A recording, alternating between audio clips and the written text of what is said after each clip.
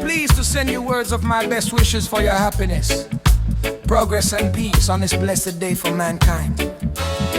From the capital of Great Britain, which is renowned for its hospitality, let peace reign in your hearts, among your families, in the unity of your government, and in your relations with other peoples of the world. There is no greater day of gratitude and joy for Christians than celebrating the birthday of our Savior Jesus Christ.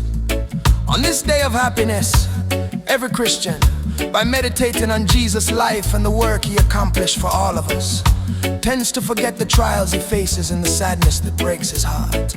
At the same time, everyone is inclined to minimize the trials and sorrows of his kindred and friends, and forgives those who have grieved him.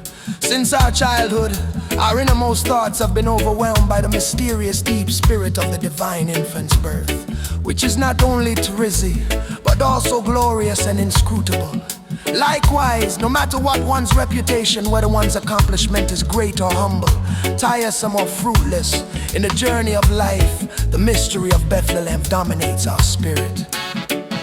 With the birth of the Son of God, an unprecedented, an unrepeatable, and a long anticipated phenomenon occurred. He was born in a stable instead of a palace, in a manger instead of a crib.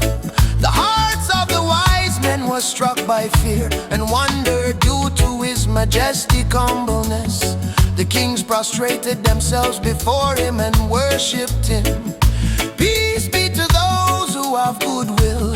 This became the first message when He sacrificed Himself at Golgotha for the atonement of our sin.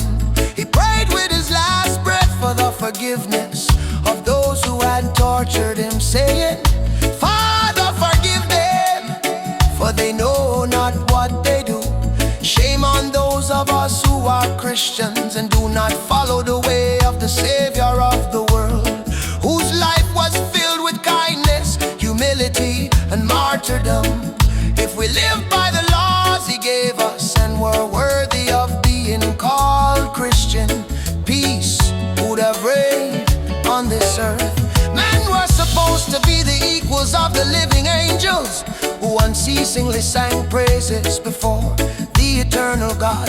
Had this been so, peoples of the world would not have been divided along lines of enmity.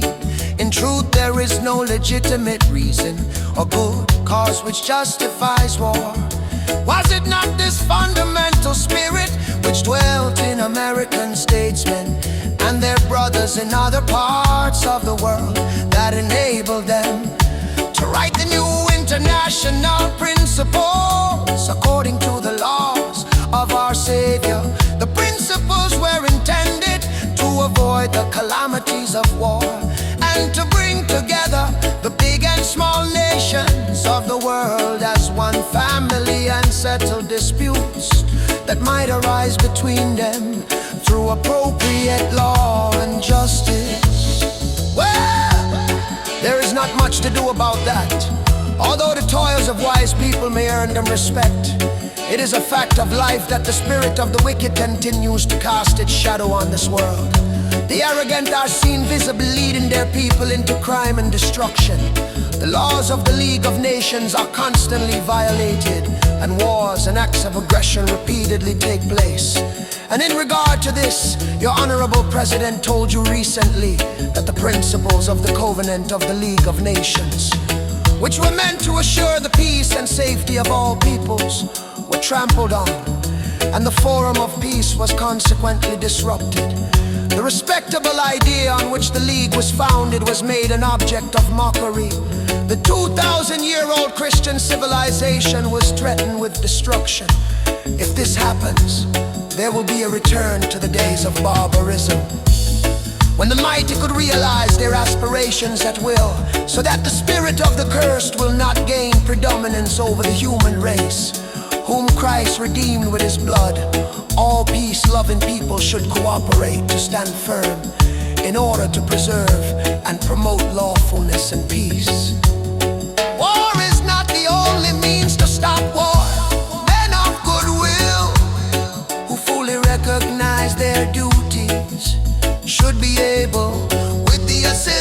of all free men, to prevent war and help rehabilitate all those who were debilitated and damaged by war, in order to protect this precious diamond piece. People of America, I wish you a Merry Christmas.